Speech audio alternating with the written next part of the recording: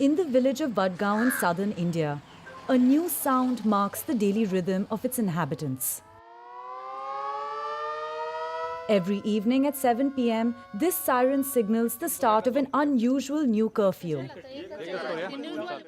Right after, this group of villagers goes door to door, checking if all the households in Vadgaon are sticking to a mandatory 90-minute digital detox. Residents are asked to turn off all screens and children advised to study. So, are you studying? Under the watchful eye of Vijay Mohite, the founder of the scheme. Initially, people didn't want to leave their phones and weren't ready to turn off their TVs. Many thought, if I turn off the TV, what am I going to do for an hour and a half? But we managed to convince people that if they want their children to do well in school, the dream of every parent, they have to make sacrifices. The pandemic led to an explosion in screen time across India. Millions of children and young adults were forced to take online courses. As a result, many found the devices too compelling to put down again. The consequences: lack of concentration, a sedentary lifestyle, and social isolation. Manisha Mohite, mother of two, found it too much to bear. Now she can't imagine her life without these 90 minutes offline. I personally gave a mobile phone to the children for their studies, but I didn't know if they used it for that or for playing games. We can't watch them all the time because we have to work on the farm or cook.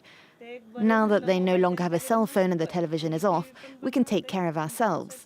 We know that they're studying. The first day was difficult, but now it's become a habit to study for an hour and a half. Impressed by these results, nearly 12 neighboring villages plan to do the same. But elsewhere in India, mobile phone use is booming. Glued to ears and always in hand, there are some 750 million smartphones in India.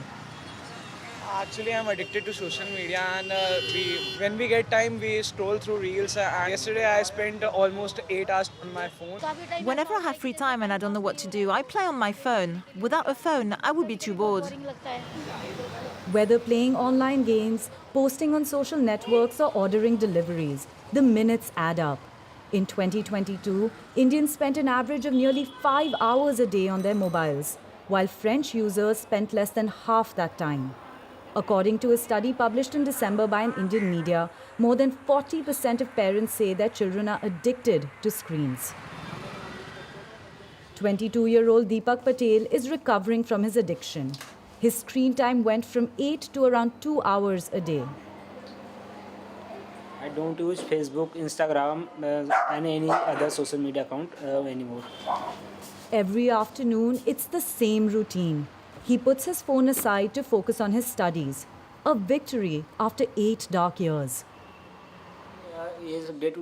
It's been a daily struggle to reduce my screen time. My addiction caused me a lot of problems. It affected my physical and mental health. My eyesight was getting weaker and my sleep cycle was disrupted. My social relationships were also affected. And I lost a lot of time in my studies because I couldn't concentrate anymore. Deepak Patel could not have done it alone. For the past 2 years, he's been seeing a psychotherapist twice a month. Hello, doctor. So the last time you told me that you had deleted all your social networks, including WhatsApp. Yes, it was hard, but thanks to that, I'm much more focused. Since 2019, Ishanya Raj has treated 350 patients like Deepak.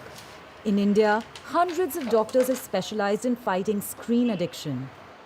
When we consume an addictive substance, the reward area of the brain secretes pleasure hormones, which gives us a feeling of happiness.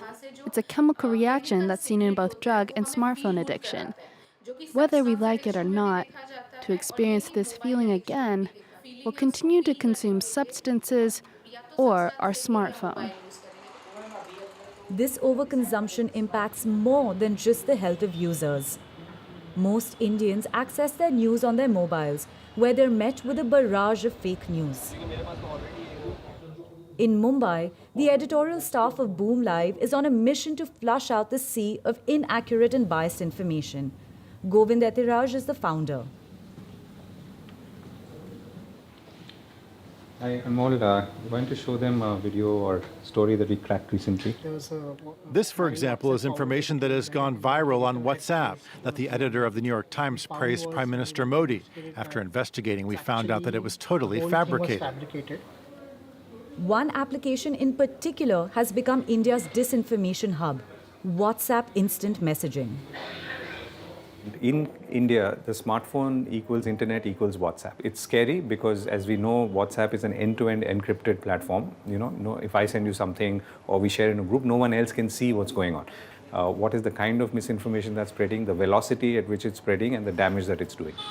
According to an international audit firm, the number of smartphone users in India is expected to reach 1 billion by 2026.